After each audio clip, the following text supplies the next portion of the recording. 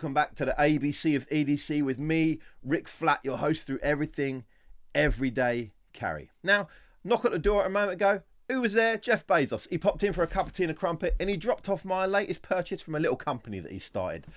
In here is a lens extension, lens adapter, lens, something or other, I don't know what you'd call it, for this, my trusted Sony ZV1. A great little camera, great price, lots of features, love it to death, but there are a couple of shortcomings, and one in particular to do with the lens and the aspect ratio. So, this lens, hopefully, this lens adapter kit thing is going to address that. We'll see in a minute.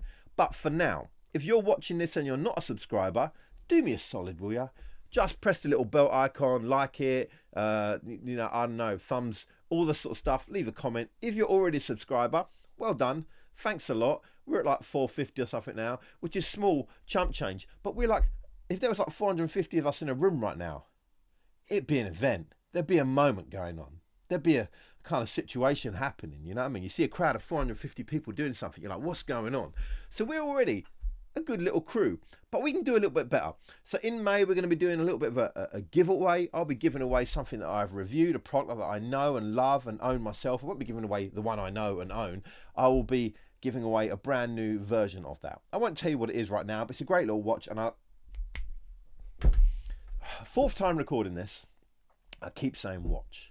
I'm giving away a watch in May. More about that later on, but it's a thanks to you subscribers for kind of coming along the journey so far, and it's a shameless grab for new subscribers. I'd like to, it's my birthday by the end of May. End of May. It'd be lovely to get to 1,000 subscribers. Just give me 1,000 subscribers for my birthday. Dear Lord Jesus, all I want for Christmas is my 2 front teeth and 1,000 subscribers. If we can do that, I would love it. So forget all that. Let's get on with today's unboxing. Let's whiz around and see what this thing is all about. See whether it's really going to help us or not. Whizzy, turny whiz.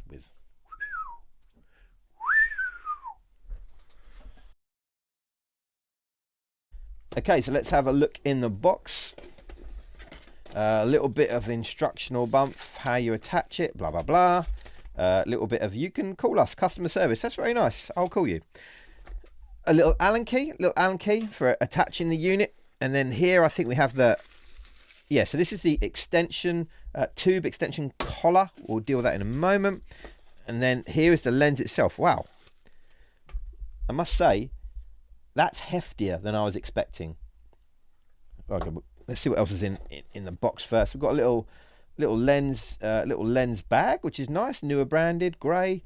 Very soft, nice, and then the obligatory with any lens system, a branded microfiber cloth. I won't argue, that will come in handy. So we'll just put all this aside for a moment. Let's get that out of the way. Right. So as I say, a three-piece kit, a 2-part lens, and then a extension collar. Or actually, you might even say a 4-piece kit, because actually there's a collar, the extension tube, and then the 2 lenses, both a wide and a macro. Now the Sony ZV1, it's stock lens, well, you know, it's fixed lens, I guess. It's not fixed, but you know, you can't take it off. That's a 24 to 70mm lens. So the widest you're going to get, the biggest shot you're going to get is that 24mm.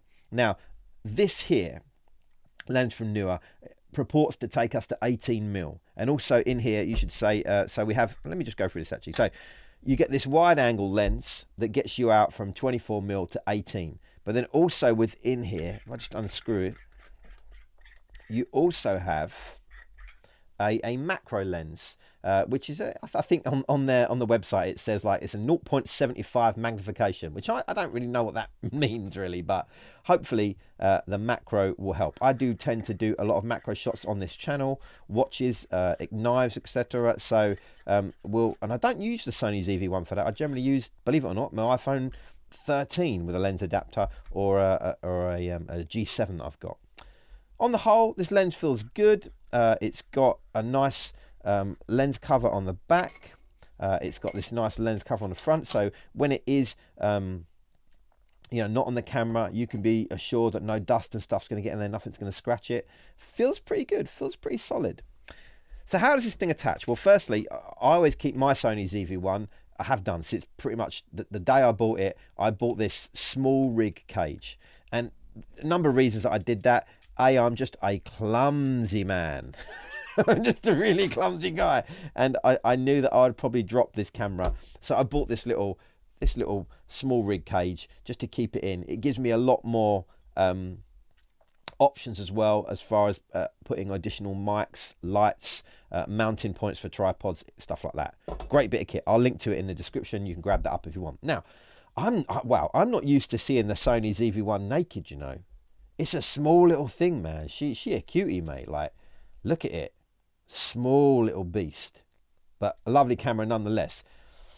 So, how do we mount this? It's a pretty simple mounting system. As I say, you have this collar. It's got kind of a metal plate there, metal screw through to a nut, so you're not actually going on plastic thread, although this is the actual ring itself is plastic.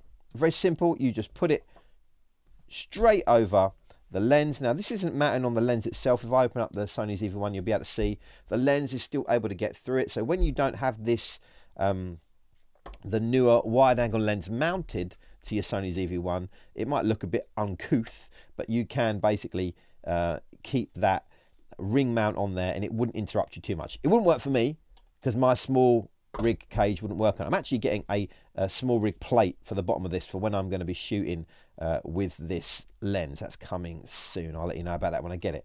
So basically, we just apply that, get that Neewer branding as straight as you can on the top, and apply a bit of pressure so it doesn't move while you're screwing it in, and then simply just get your Allen key, whatever way you want to do it, and just try and screw it in. Now, I'm always a little bit worried. I'd be more worried if this was a metal screw going through plastic, but because it's just a screw and there's another metal nut underneath and it's just pinching the plastic, I feel like I've got a little bit more license to tighten it. But I'm not going crazy on it. I want it to be attached, but I would worry a little bit if I pinch down too much. But I feel like we can go one more turn, man. So let's just do one more turn, man, just to make sure that sucker is on there. Oh, it's a bit awkward, you know what I mean? Or maybe it's me, my clumsy hands. Anyway, that's it. You've got your mounting plate on now. Little red dot there. There's a little red dot on the top of here. You just line up the dots like so, and then just turn it. Get your little click, and there you are. You now have got your mounting tube. You've now got your mounting ring and your extension tube on there. And all you do is simply take the lens and screw it into place. There you go. Boom, Bob's your uncle, Fanny's your aunt. Turn your camera on, you'll see the extension tube, which has got a little spring or something in it, just go out, and as you zoom in and zoom out, you're going to see that move around a little bit. Now, I would say a couple of things at this point. This is my first look at it. It looks kind of gangster, and it looks kind of OEM, to be honest with you. It looks like, if you didn't know what a Sony ZV1 is, you saw someone pull this out, it looks like a proper lens for that camera. Okay, I like it. They do this in white as well. I was tempted to kind of have that, black body, white lens. Thought it looked kind of cool, but in the end it went black. Kind of glad I did. Do you know what I mean? I can't lie. It makes this camera very nose heavy.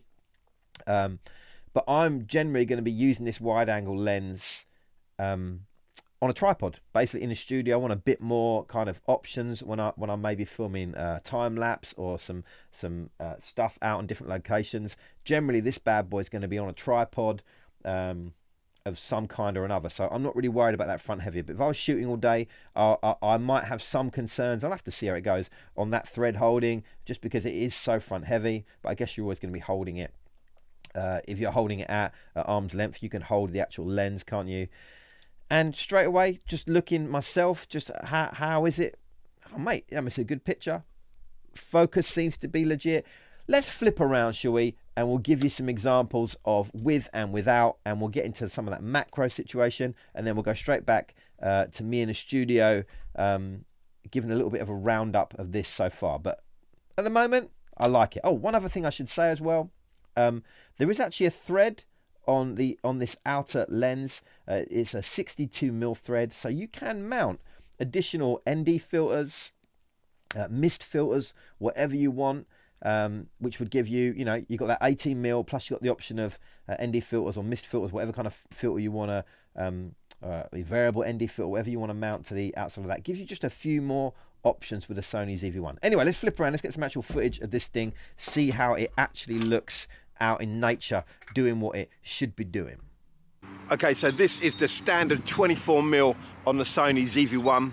This is the kind of what we're getting. You can see what you're getting in on the background, what you're not. So let's throw on the LS18 and see what we get then.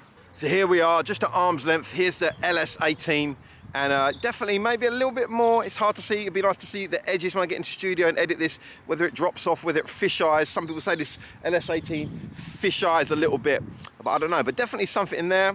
How are we doing as far as autofocus? Yeah, I don't know. Still does it? Gets my hand?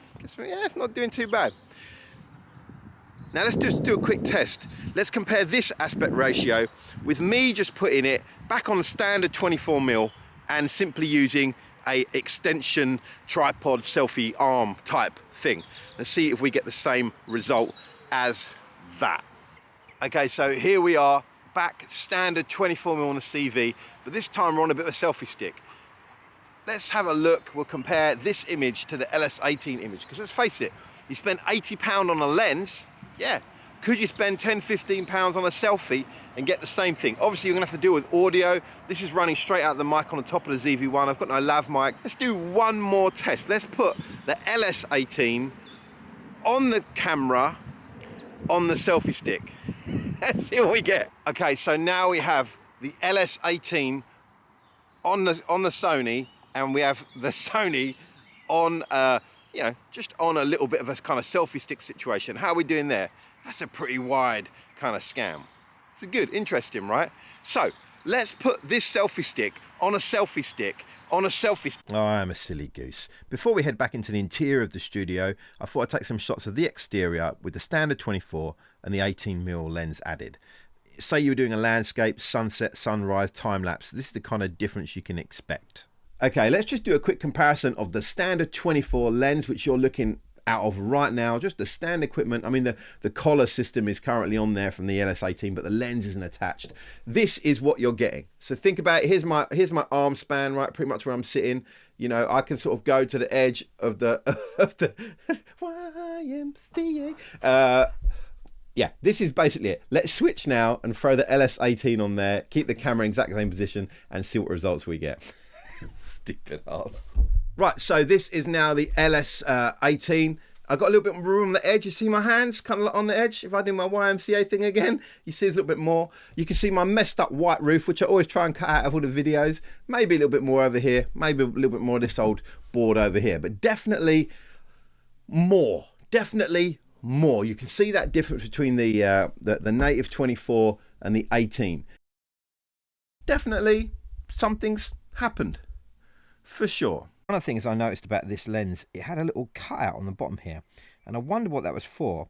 And then I realised that what it's for is when you're mounting this little shoe which sits on your tripod, it's meant to sit within it and just kind of, you know, just be behind the lens. The trouble is, on the Sony ZV1, because of that stupid offset thread, what you do when you mount this, it doesn't mount properly, and it sits up on the lens and doesn't sit square on the camera. Even when you turn this, which is what I've been doing, because it seems to get just a little bit more purchase, still you've got that problem where it's sitting on the edge of the lens and the thread really isn't properly engaging here. But I realise there is a solution to this, but it is one that's going to cost you a bit of money. Just like I use this cage from Small Rig, they do a smaller kind of shoe, if you like, and essentially this one just mounts in a slightly different way and enables you to escape problems like this. So here it is, very simple. So here's the full cage, and you see this is like the little half cage. So simply turn the camera over, lay that down. It comes with a little Allen key in here. So you just take that out. Simply just attaches by one little screw just in the top here. Just find a thread, just screw it down. And then bada boom, bada bing, what you've got, oh, there you go. What you've then got yourself is a way of having, you know, still a good grip on your camera, substantial, different mounting points that allow you to access that window and the SD card, but still fit the camera lens, which is now clear and nothing is sitting on it. So there you go. This is gonna, I think this cost me £30 from Amazon, so the price is going up, man. 80 quid and then another 30 quid. You're in it for 110 quid. I mean, it looks pretty dope though, right? That wooden handle looks kind of cool, but something to consider. Just that this doesn't fit. If you've got like me, you've got a bracket that goes on your tripod, you're gonna have some troubles. But there's your solution. But I'd rather not have a problem in the first place. You know what I mean? So what is my conclusion around this LS18 lens from Neewer? Let's go through some pros and some cons. First, let's go through the cons.